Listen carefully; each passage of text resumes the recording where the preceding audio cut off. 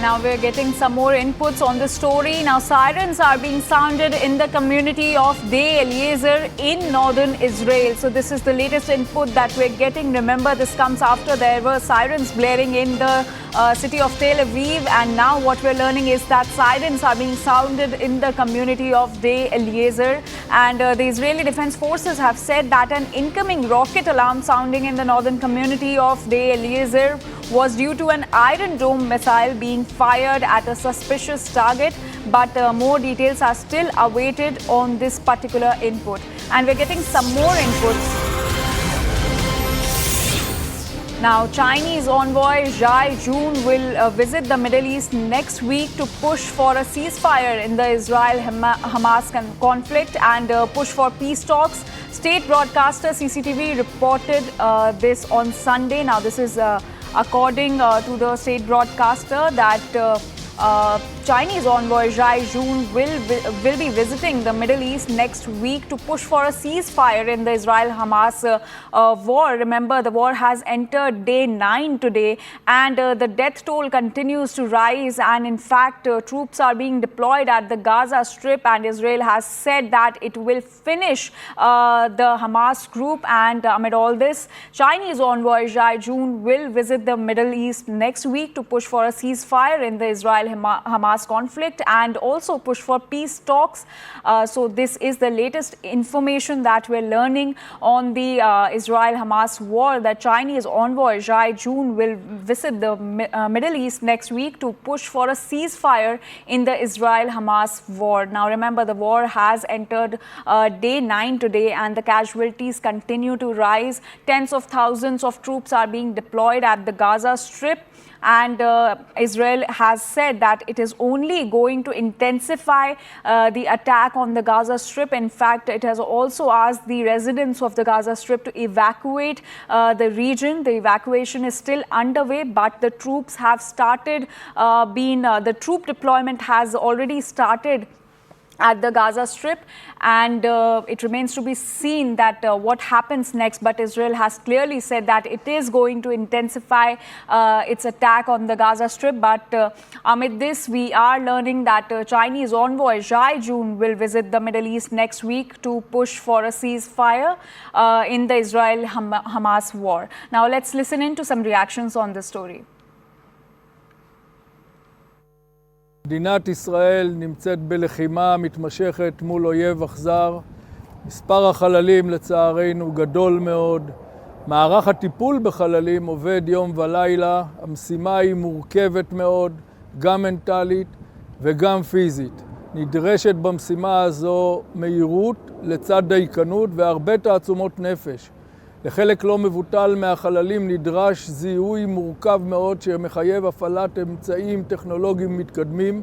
התהליך הזה הוא ארוך ומורכב וידרש זמן לא מעט. הדיוק קודם למהירות. בהיקף החללים המדובר חייבים לוודא שכל חלל מזוהה באופן מוחלט, שלזיהוי שלו יש תוקף גם הלכתי, גם משפטי, ולוודא שכל חלל יובא לקבר ישראל במקום שהתכוונו אליו. We want civilians not to be affected by the war. We didn't put those civilians there. They are not our enemy. We are not trying to kill or injure any civilians. We are fighting against Hamas. That needs to be abundantly clear. We are fighting and targeting Hamas and its military infrastructure wherever it is. That's where we targeted, and we have targeted around the Gaza Strip and in the northern part of the Gaza Strip. And CNN News 18's Abhishek Jha is joining us live on the broadcast right from Tel Aviv. Abhishek, so what we're learning is that sirens are being sounded in the northern community of Israel, in Sde Eliezer. What more information do you have on this? It looks like the attack from the Lebanese side, that is Hezbollah stronghold, that is going to happen in some...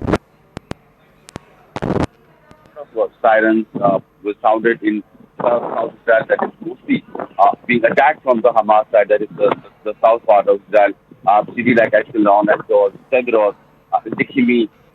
These were mostly attacked, and throughout the night the sirens were going off. In fact, in the city, of Tel Aviv, which is practically the economic capital of Israel. Alarm was sounded here also during the night, and everybody had to rush to shelter. But apart from the sirens and alarms that is going on, the intensity of war or the unpredictability of war is something that the Israelis are also concerned. The world is also concerned. At this point of time, we don't know how many fronts could be opened by anti-Israel forces or the militias of Hamas or other militia who are supporting Hamas across Israel. So in northern Israel, we have Lebanese people or the Hezbollah, and in west also we have Syrian militias are also aligning with Hamas cause. So the entire situation around Israel is very, very tense, and there have been alarms going on across Israel in the last 4 or 5 days, and that says the war is not only concentrated in Gaza. Gaza is the only place where Israeli offensive is being prepared. But probably when the Israeli offensive will peak in Gaza, there could be other fronts also that will be opened by militias in northern side or western side to distract Israel from having an intensive ground operation in Gaza Strip. Also, Abhishek, we're also learning that Chinese envoy is also going to visit Middle East next week over talks talks over this war that is underway between the Israeli forces and the Hamas group. Well, you see, the world doesn't have a stomach for another war right now. They have already dealt with the COVID pandemic. On top of it, now the Russia-Ukraine war is already eating up a lot of resources and disrupting the global supply chain, economic alignment, political, crisis is happening around the world. So every country that has, little or whatever influence in Middle East is trying to, come here and talk to some senior leadership so that the war would not escalate to a further geopolitical situation that would bring in new era or new, crisis. We have seen French president also talking to people in Iraq, people in Netanyahu. He also had a conversation with Egyptian President al-Sisi yesterday, and he was trying to talk some way to bring down the temperature here. The USA side, we have already seen Secretary Blinken, Secretary Lloyd visiting Israel. Then we also saw Secretary Blinken visiting Qatar. So the entire Middle East people, the senior leadership from China, USA, France, Europe, Germany, they have been in touch with all the leaders who have some influence and who have stakes also if the war escalates from Israel and spills over in the entire region. So the countries like Qatar, Iraq, Lebanon, Egypt, who are on the bordering side of Israel, they are being consulted, and a way is being explored so that while the Hamas is neutralized, while the Hamas is destructed entirely by the Israel forces, the war would not escalate into a Palestine versus Israel war. That is still a situation that would mean another countries bringing in their resources to support Palestinian cause.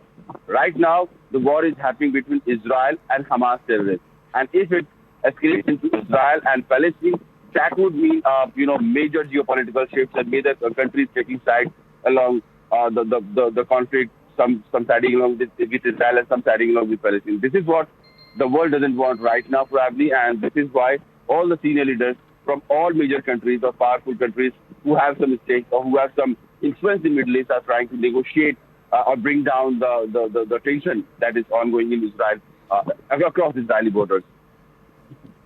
Right, Abhishek. Abhishek, also, what is the update on the evacuation process that is underway in the Gaza Strip? Well, we were told that about 1.1 or 2 million people of Palestinians, they were asked to move northern Gaza. And the deadline that ended yesterday only, and this is when Israeli forces have said that they would continue with the ground offensive once the deadline go away or deadline ends. And this is what we are expecting now, that after having conducted aerial strikes for 1 week, major locations or major holdouts of Hamas has been destroyed. This is what the Israeli defense forces are telling us. And now they are preparing for the ground offensive. We showed you all the tanks, all the armored vehicles that are being planned, that are being sent to the forefront locations. And that would mean that with the armored vehicles,